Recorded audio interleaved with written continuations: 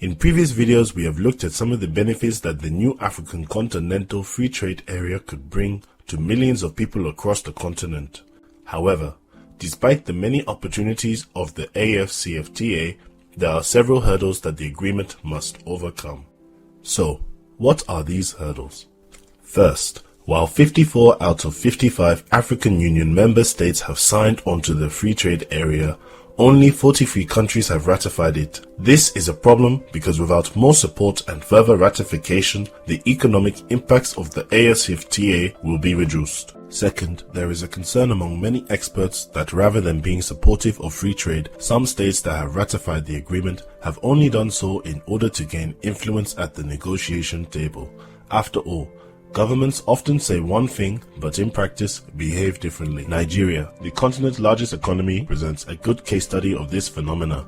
Just a few months after declaring that it would be years before they ratified the agreement, in December 2020, they did so. Yet from August 2019 to March 2020, their land borders with Benin, Cameroon, Chad, and Niger were either fully or partially closed. This is hardly the actions of a country ready to embrace free trade, and indeed, several other states who have ratified the agreement demonstrate little support for free trade. In the long term, this could result in the AfCFTA being undermined from within, and if anti-free trade states are successful, the degree of tariff liberalization could potentially wane.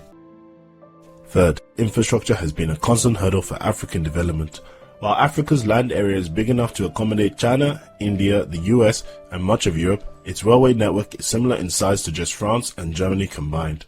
Worse still, many lines were built in the colonial era and therefore were designed to extract raw materials, often connecting mines or farms to shipping ports, rather than connecting different towns and cities. Similarly, newer Chinese-built railways are often expensive, unprofitable, and underused. Today, the average wait time for cargo at African ports is more than twice the wait time for goods that arrive in Europe, Latin America, or Asia.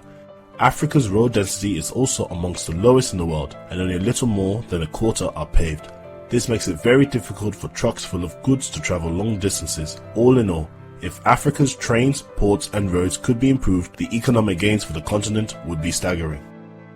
However, even larger gains can be made if existing trade routes become more efficient. This brings us to the fourth hurdle the AfCFTA must overcome: removing burdensome non-tariff barriers. Examples of non-tariff barriers include corruption at borders, which makes trade unnecessarily expensive and uncertain. Corruption at borders is so widespread that it's been estimated as much as half the shipments going through Maputo and a third via Durban involved bribes. Other barriers such as expensive and time-consuming imports and export procedures and absurd visa restrictions also undermine trade. For example, someone from the Republic of Congo needs to go through a lengthy visa application process to go to the Democratic Republic of the Congo, but bizarrely, a citizen of Singapore or Haiti can visit the DRC without one. Together, these non-tariff barriers make internal trade eye-wateringly expensive. A fifth threat to the AfCFTA are procedures surrounding what is called rules of origin. These are legal provisions that help determine where each product is from. This information is then used to figure out whether each product can be traded tariff-free under the AfCFTA or not.